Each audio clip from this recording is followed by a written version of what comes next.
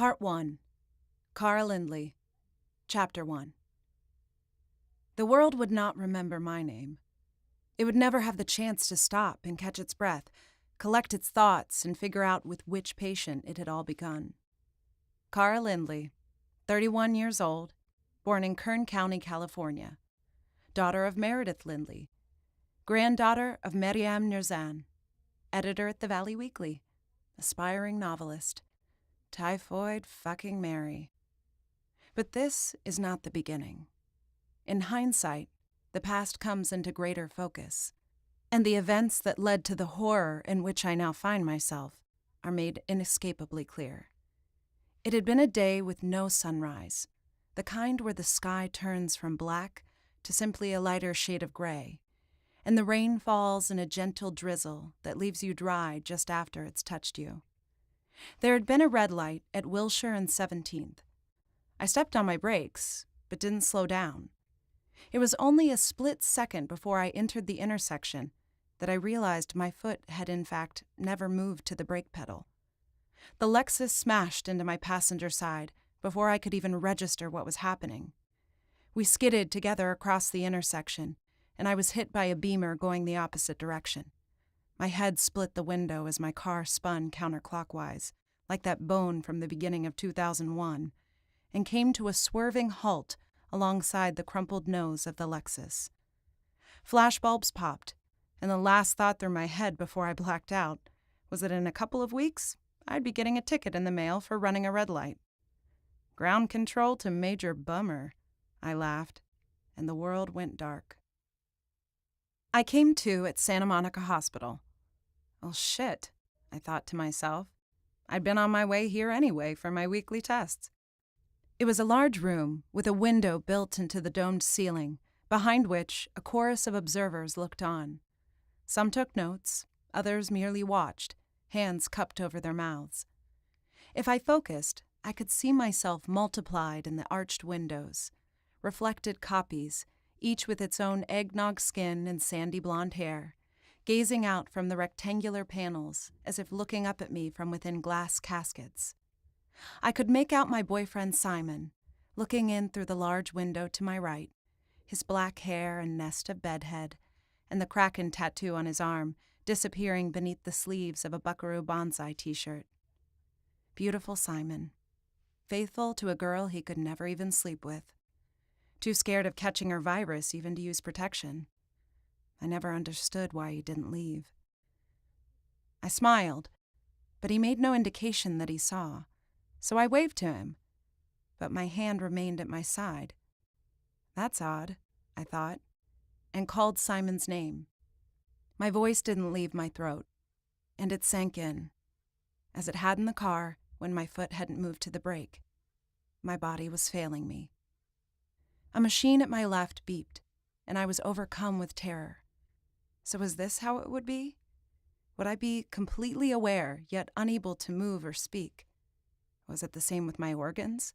My brain telling my lungs to work, my lungs unresponsive? My heart? They would think me gone, and they would pull the plug. Panic overwhelmed me. I wanted so badly to have Simon in that room beside me. All I could think was how much I needed to be held. That, and I don't want to die. I don't want to die. At Simon's side stood Dr. Pyotr Artunyan, a 75-year-old Russian man with a wedged nose like a doorstop and hair gone white from age and stress. I watched through the glass as he explained the situation to Simon. I knew exactly what he was saying. I'd heard it myself a month earlier as I looked in at my mother on this very bed. Is my mother in pain? I had asked him then. Miss Lindley. You've known me my whole life, Pyotr. Call me Kara. Kara. I can't say for certain, he'd said, his Russian accent making a D of every R. You can't say? Aren't you an expert? You were my grandmother's partner for how long? There was sadness in his smile. Since long before you were born. Miss Kara, it is precisely because of your grandmother's work on this disease that you should know better than most what it does. Imagine your body essentially dead, its most basic autonomic functions controlled by machines, fooling the disease into thinking you are still alive, keeping it at bay. Imagine what that must be like for your mother. She may not know who she is, or who you are.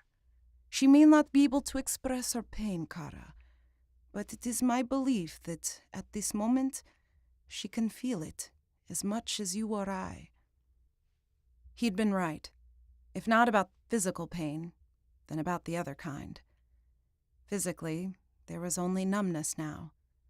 But inside, in the spaces between the guts, where the real feeling happens, I hurt. Piotr looked at me on that day with fatherly concern. It will not take long for your mother's disease to take full hold of her entire body once she passes. I'd felt my face redden at his calling it my mother's disease. Fuck you, I thought, like it's hers alone. Like this fucking thing hasn't already killed thousands? Like thousands, hell, maybe tens of thousands aren't infected at this very moment? In a few months, will you call this my disease? In her brain, within 15 seconds of death, swiftly and with precision so to stop its spread and prevent the rest of the body from being corrupted. Piotr continued. He'd been talking, even as I'd had my mental freak-out. I let his words sink in. So, I said, we pull the plug, and then we pull the trigger? People came and went, checked vitals, took notes. The doctors looked like astronauts in their hazmat suits. I saw my best friend Zoe stand at the window and look in at me. She must have postponed her ticket to India. That's friendship, I thought, and hoped she didn't have to pay too much to change her flight. My 86-year-old grandmother came too, a nurse from the home at her handlebars, her canyon skin still as olive as on the day she'd left Kazakhstan as a child. She gazed through the glass and reached up to touch the red feather she wore braided into her gray hair. She shook her head, and her lips moved. It sure as hell looked to me like she said, "It never ends." It had been mere weeks since she'd looked through that same glass at her only child. Then the nurse wheeled her away past Piotr, who watched soberly as my grandmother turned a corner and slipped from view without ever acknowledging him. I could have sworn I saw him sigh. I slept and dreamed I was soaring over forests and wide open fields with a sleeping child in my arms. All my life I'd had these dreams, every couple of years. Dreams that I had wings, that I had a son.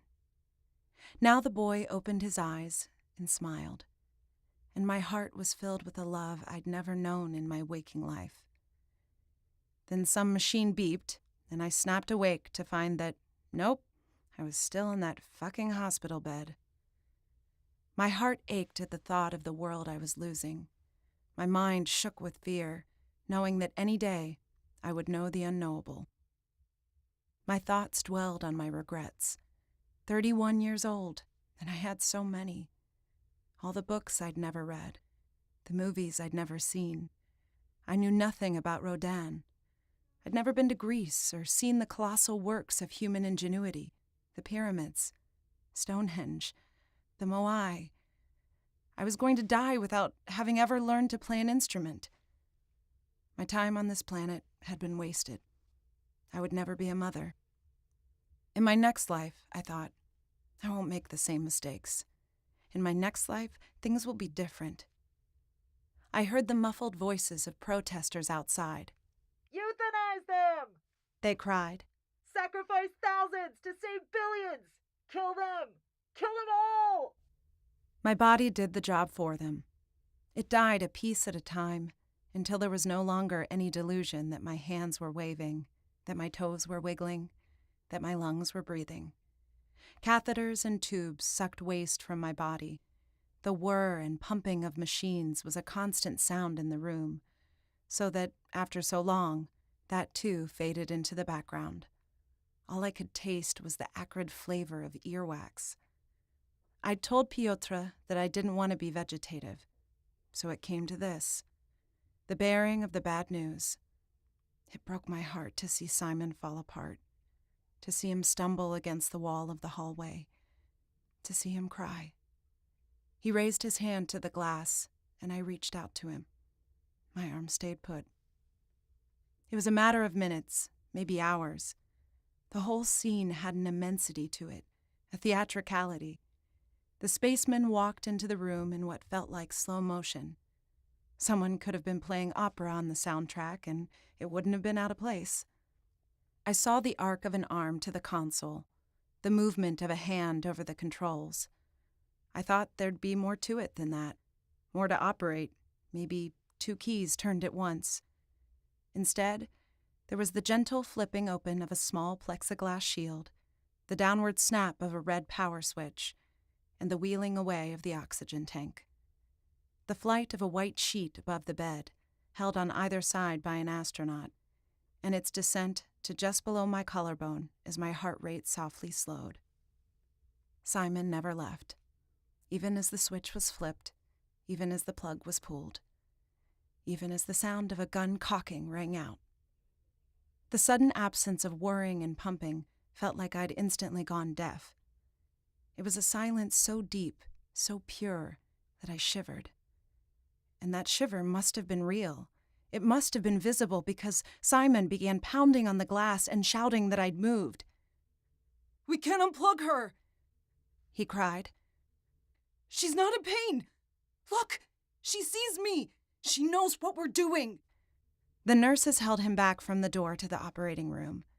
Piotr, too, put his arm on Simon's with a clearly unexpected strength.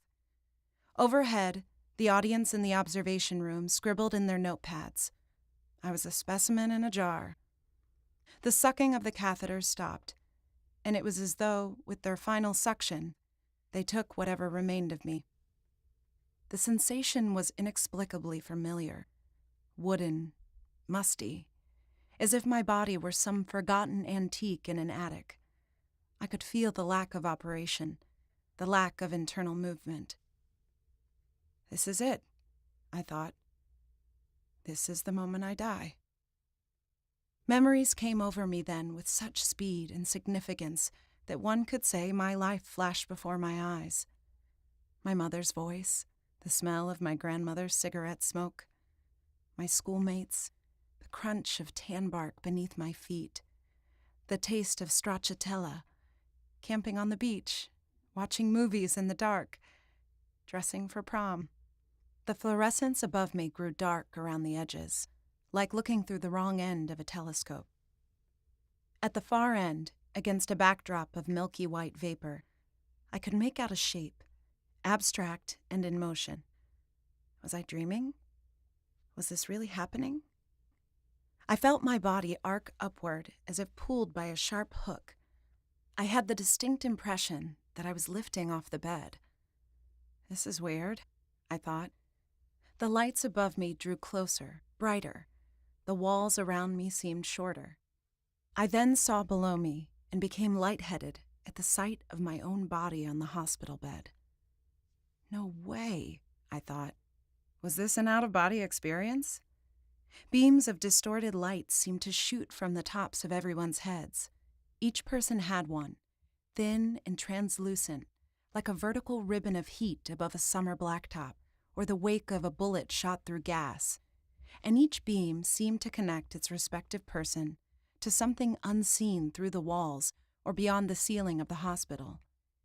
Even my body on the bed had one, though hers seemed aimed right at me, like the beam of a flashlight. So long had it been since I'd looked in a mirror, I was stunned to see my body now. Was that really me? The decay had spread to cover most of what flesh was visible. I wore my pale skin like a wet t-shirt. It clung translucent to my bones and left no detail of my inner workings to the imagination. I watched as I lay slipping away, as the beeping of the monitor grew long and unbroken, as the flat line rang like a tuning fork in key with the aria in my mind, and my corpus became a corpse. And at that moment, the beam connecting us disappeared. One of the astronauts approached my bed and lifted a heavy black object to my temple, a handgun. Simon turned away. He knew what was coming. So did I. 15 seconds now. It would take 15 seconds, Piotr had said. What could I do? At that moment, I heard a voice. No, I felt it. Come back, it said. And before I knew it, I was being drawn back toward my body. Was this possible? Could I re-enter my body? Would that bring it back to life? I stopped myself. I don't want this, I thought. I don't want to be in my body when it gets a bullet in the head. I suppose I floated backwards then, because my body pulled away. The spacesuited doctor beside it pulled away. The gun in his hand pulled away. I could see Piotr in the next room. No, I could perceive him, watching through a window with his hand over his mouth. I could perceive Simon's breathing, shallow and racked with pain. And then something truly bizarre happened. Just like that, I saw a 13-year-old Simon take a rock to the chest, intended for a girl he liked. Saw the pitcher run off angrily back to her house up the road and sulk. Simon's crush turned and walked away without a word, and I saw him cry there on the grass, doubled over in pain, clutching his chest. This was weird. Why the hell was I seeing this? What was happening to me? An instant later, I was back in the hospital, hovering formlessly in the air. I turned my attention back to my lifeless body in the bed, just as its eyes opened, black and furious, its face contorted into a misshapen prosthesis devoid of either light or life. This was the disease. This was the fever. The monstrous stranger tore out from its restraints with a speed and strength I'd never seen, a speed and strength I'd never had when that body was mine. The gun fired, and smoke rose from the muzzle in a long horizontal spiral as the weapon sailed across the length of the room with the spaceman's arm hanging off it, fingers still wrapped around the trigger, clicking wildly, absently. Bullets ricocheted off the walls. The fluorescents blew apart overhead. Glass and sparks fell to the floor like rain. The arm spun so that the final bullet punctured the glass wall, and a second later, the appendage itself hit the window, smashing it into a million pieces that split themselves like cells and flew out in all directions. By then, the creature's bonds were no more. The hazmat suits shredded, and their occupants exposed, the arteries of their necks strung like a cat's cradle between their bodies and the jaw of the undead. Blood covered Cara Lindley's mouth as though she were a little girl playing with her mother's lipstick. She howled like some mad animal, and in that moment, I did feel some sort of recognition about her. She galloped across the room, the blood vessels between her teeth snapping and recoiling back into the necks from which they came. The two hazmat guys shrieked and clutched at the fountains erupting from atop their shoulders. The body leapt gracefully through the destroyed glass wall into the hallway and lifted Simon with one hand. He froze in her grip. "Cara?" he said. She brought his throat to her mouth. He grabbed her on either side of the head before she could bite and forced her back, dug his thumb into her left eye, and pressed hard until the socket ran with thick black sludge. The loud shot was heard, and Cara convulsed violently. She dropped Simon to the floor, where he crab-walked backwards and watched as stun probes pulsed and zapped in her chest. Simon got to his feet and ran past Piotr, who dropped the taser to the floor and followed. Security guards burst through the door to the hallway as Simon and Piotr escaped. Gunfire poured across my body's chest and legs, punctured her breasts, her belly. She shivered, but moved like a marionette toward the guards, whose cartridges emptied and ejected to the floor. They reloaded in time to die. And I, unsure of whether I was dead or alive, moved with the action, my perspective similar to floating, with the added awareness of things beyond me in all directions. I found I could pass through the walls and windows, perceiving the materials that made up the hospital, the wood and insulation, concrete and rebar. Down the corridor, Cara moved. She ripped the taser probes from her chest, let the bullet wounds bleed, slew everyone in her way. I watched as she threw a nurse through another glass wall, into an OR, where a man in a hazmat suit looked up at the worst possible moment and was taken down by the corpse he'd been about to kill. His carotid shot blood across the room in quick ejaculatory spurts, like a squirt gun filled with Pinot Noir. I watched as the dead rose up one by one from the tile floor and moved down the corridors as an army. A herd.